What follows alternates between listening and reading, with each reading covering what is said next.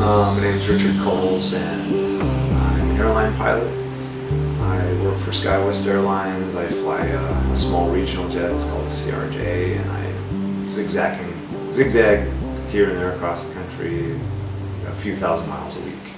I would ride my motorcycle to work every day. I was commuting, so it was just kind of a 9-to-5 job, Monday through Friday, and I would ride my motorcycle to work.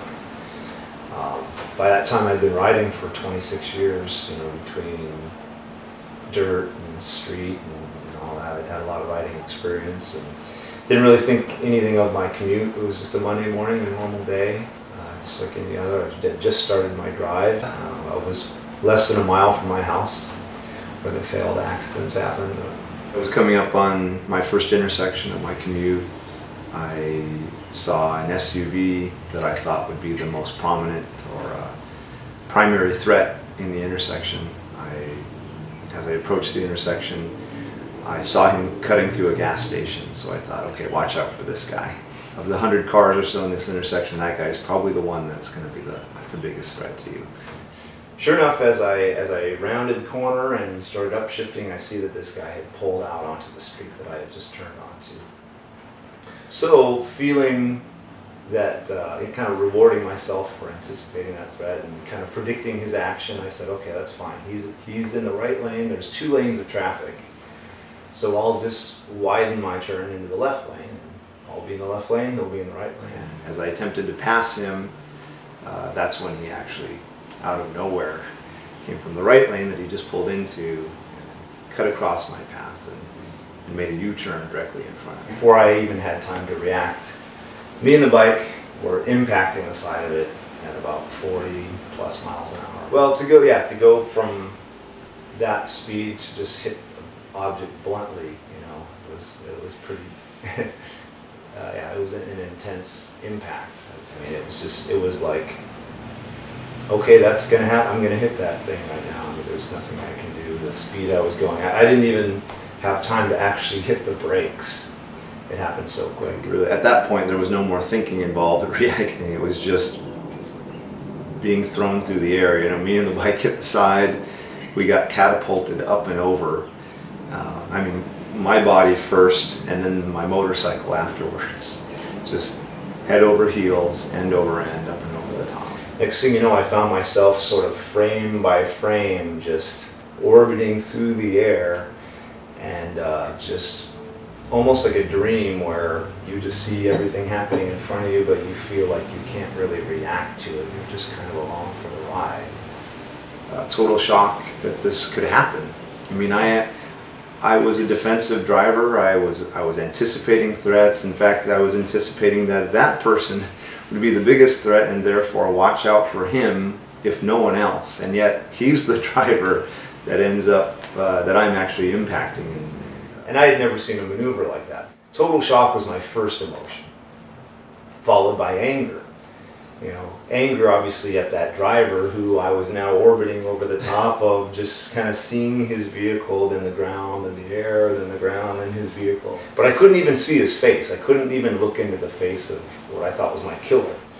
So that anger then quickly shifted over to anger at God. Really what I wanted was an answer. God, okay, before I get squashed like a bug, just let me know. Please tell me why this has to happen right now. Instead of a voice, I felt a sensation I've never felt before. Almost like I had a big ball of, I don't know, I was in a big rubber ball now, and I was just going to bounce off the ground and nothing was going to happen to me. And by the time this stuff coated me all the way down to my toes, my body relaxed completely. I was probably stiff as a board before, and then suddenly I just kind of let go. I was convinced that that was God telling me, I'm protecting you. I've got this. You have no control. I have total control, and I'm going to protect you even now. As soon as I felt the stuff coating my toes, and my body just went completely relaxed, I snapped out of the slow motion, frame by frame phase, and suddenly everything was back into real time. And there was a couple more flips, and then here comes the ground, and bam, I was out. And then my next recollection was me laying on the street on my back, looking up through the the rectangular slit in my head, I saw a gathering of people from the intersection that obviously had stopped their cars and gathered over my body as I was on. And as I opened my eyes and looked, everyone sort of jumped back a step. You know, they kind of gasped, "Oh, this guy's alive! He's conscious." It seemed remarkable to them that they would find me like. So next thing you know, one of the guys standing over me is waving his arms at me and talking to me really loudly, like, "Sir, do you know what day it is? Do you know what your name is?" And I remember thinking, "Yeah, my name's Richard. It's Monday, about 8. I just crashed my motorcycle." I woke up thinking I could get up and dance if I wanted to. I was so convinced that nothing was wrong. But obviously this gathering of people, they were very concerned over my safety, especially the paramedics. You know, there was a little bit of everybody standing there. There was a little 12-year-old kid or so on a BMX bike just sitting there. And his quote, I remember it distinctly, was, "Dude, you don't even know the Evel Knievel you just pulled off that Ford Explorer." And I laughed at that too. You know, everyone was saying that I did like 7 or 8 somersaults, like me and the bike, just end over end over end over end. You know. So as I looked around, I said to the people gathered there, I said, "Well, where's the driver of the other car?" And someone said, "Oh, he's over talking with the police." So I asked if someone could bring him over to me. So someone went and collected him and brought him over to me. He was a guy about my age, he's probably around 30, 32, and just white as a ghost, like shaking uncontrollably. I said, "What's your name?" And he said, "Oh, my name's John. I'm so sorry I didn't see you. I don't know where you came from. I was just trying to turn." And anyways, he was clearly distressed and he was a nervous wreck. He was sobbing uncontrollably, and I said, John, my name's Richard. I'm completely fine. There's nothing wrong with me." I would get up and show you that, but you know, this nice paramedic man, he won't let me move. And so, but I just want to let you know to not worry about it. And I was so calm. I remember being so calm and collected and so convinced that what had just happened was supernatural and unexplainable, and I wasn't quite sure what had happened yet, but I knew it was pretty amazing, but I knew I had been protected, so I really just wanted to assure him that I was okay, because I think the last thing he remembers is he's trying to turn, and next thing you know, a bike just slams into him at 40 miles an hour, and then the bike and the rider go flipping over the top of his truck and end up in a crumpled ball on the other side. So I'm sure he probably thought he killed me or paralyzed me or did something really bad. I mean, I can't imagine this being just a fluke. You know, I felt a very distinct intervention by God. In fact, the moment before this happened, I was addressing God specifically. God, I'm not asking you to save my life. I'm just asking you to give me an answer. You know, but he did more than that. He simply just said, no, I'm going to protect you right now, and here's how I'm going to do it. And as I'm on the ride to the hospital, I remember, you know, I'm in the gurney, I'm facing aft, and there's a paramedic facing forward against the back doors, and he's looking at me, and he's just shaking his head like this as he's staring at me, just almost in disbelief. And I look at him and I said, what's the matter? And his response was, hey, I'm a paramedic, okay? I respond to motorcycle accidents all the time.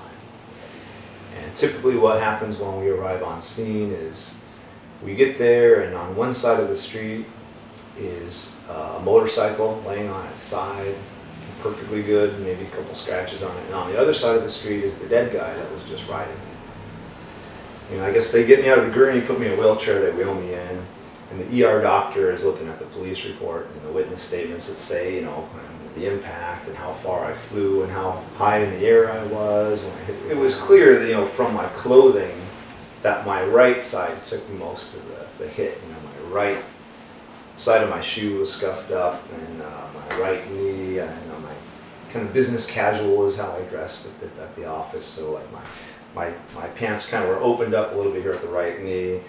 I had a leather jacket that was really scraped up here on the right side. My helmet was gouged there on the right side.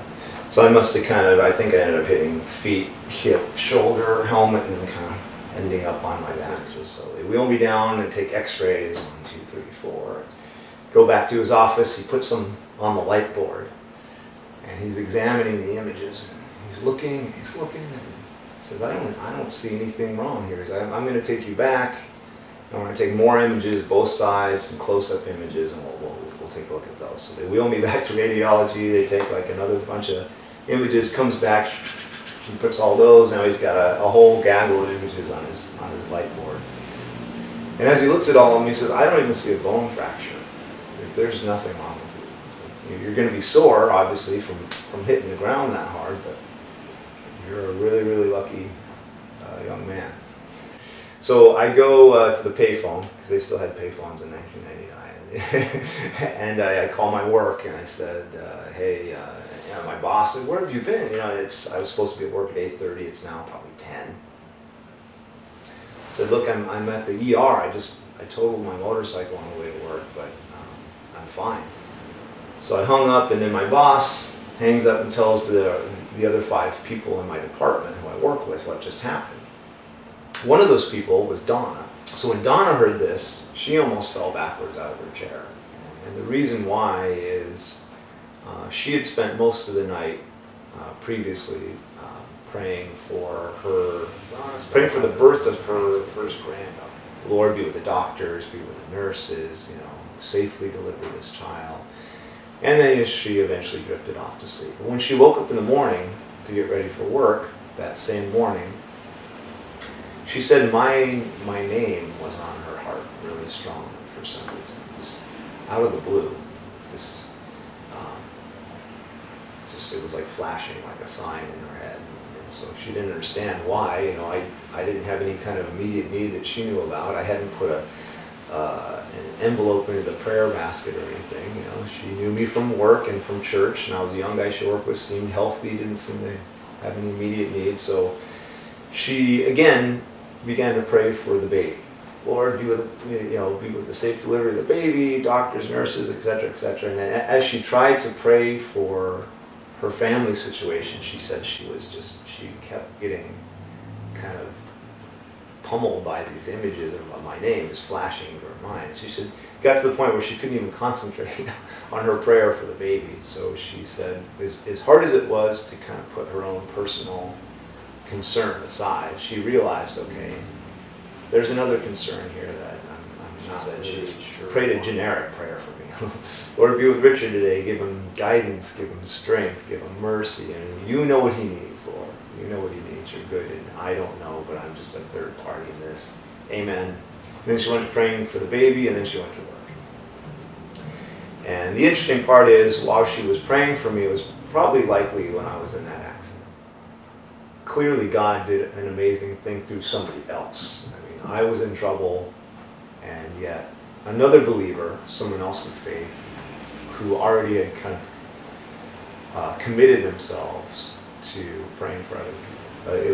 It was Donna who felt the calling or the need to pray for me, and so she did. And God, I felt, did an amazing work of protection, a miracle of protection over me. Certainly, people survive motorcycle accidents all the time. They also die all the time, motorcycle accidents, and it's kind of a roll of the dice, but I refuse to believe that it was a mere coincidence that I completely came out of this, really just with a couple scratches on my knee. Just, you can't ignore you can't ignore how coincidental that might be. Or in other words, I refuse to believe that that's coincidental. I think that has God written all over it. But I like this one, Psalm 122, verses 7 and 8 especially. The Lord will keep you from all harm. He will watch over your life. The Lord will watch over your coming and going, both now and forevermore. And I certainly think that kind of sums up how he intervened in this situation, and how he continues to protect me. I'm sure he's protected me so many more times that I wasn't even aware he was protecting me.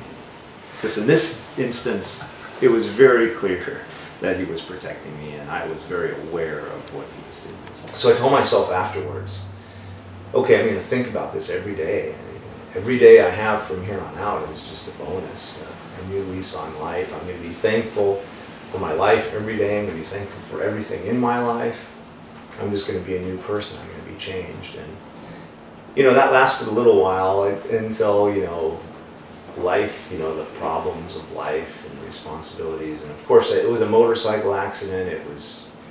I felt it should have been pretty clear cut in terms of insurance and taking care of all the mess. But there ended up being sort of a battle with the insurance company. Like, they didn't want to pay for all my damages, which kind of was strange because it was pretty clear cut, in my opinion, whose fault the accident was. So I guess another lesson of this that I've learned is that, you know, when you see God work powerfully in your life, you've got to hang on to that and remember, because the enemy certainly doesn't want you to remember that. He certainly wants to get in there right away and counterattack. Felt like the enemy used that situation to create a sense of where I was now wronged.